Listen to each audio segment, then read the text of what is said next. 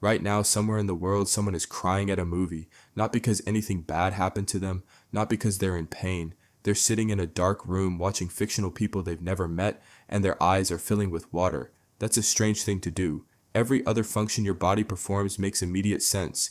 You sweat to cool down. You bleed when you're cut. You flinch when something moves toward your face.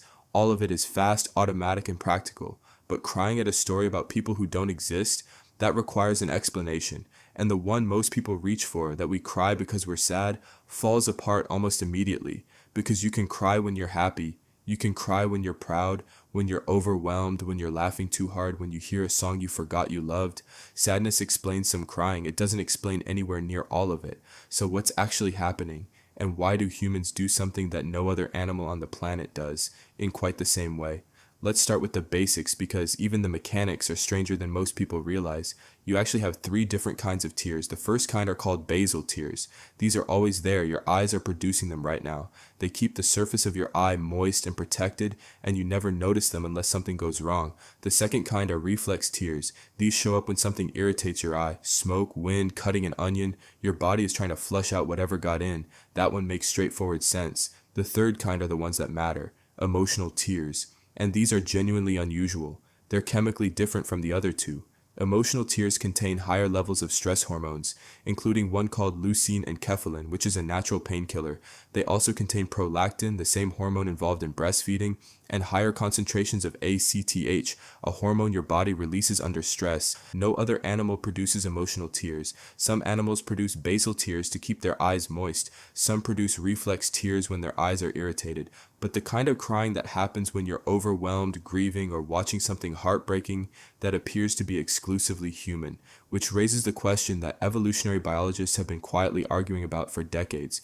Why would natural selection build this? The obvious answer is that it releases stress. Crying does lower cortisol levels. The hormones and emotional tears are being expelled from the body, which is part of why people report feeling physically lighter after crying.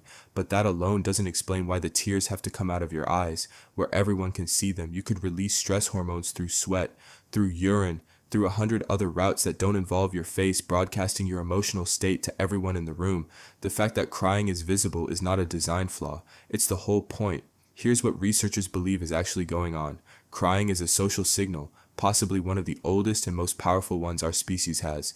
Before we had language, before we had the ability to say, I am in pain, or I need help, or I cannot handle this alone, the human face found another way to communicate it. Tears are impossible to miss and very hard to fake convincingly for a sustained period.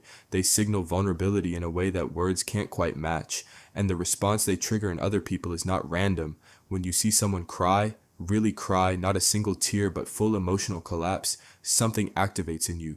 Your own stress response shifts. Most people feel an involuntary pull toward the person, the urge to help, to comfort, to close the distance. That's not politeness, that's biology, is activated by watching someone cry. Emotional tears are a distress signal that bypasses language entirely, and for most of human history, that kind of signal may have been essential. Think about what early human life looked like: small groups, tightly bound, completely dependent on each other. A person who was overwhelmed, grieving, or at their limit needed others to know that, not because of weakness, but because isolation during crisis was lethal.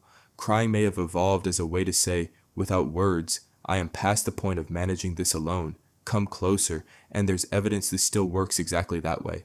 Studies on crying behavior consistently show that crying in the presence of others leads to better outcomes than crying alone. Social crying, crying where someone else can see you, produces faster physiological recovery, faster emotional regulation,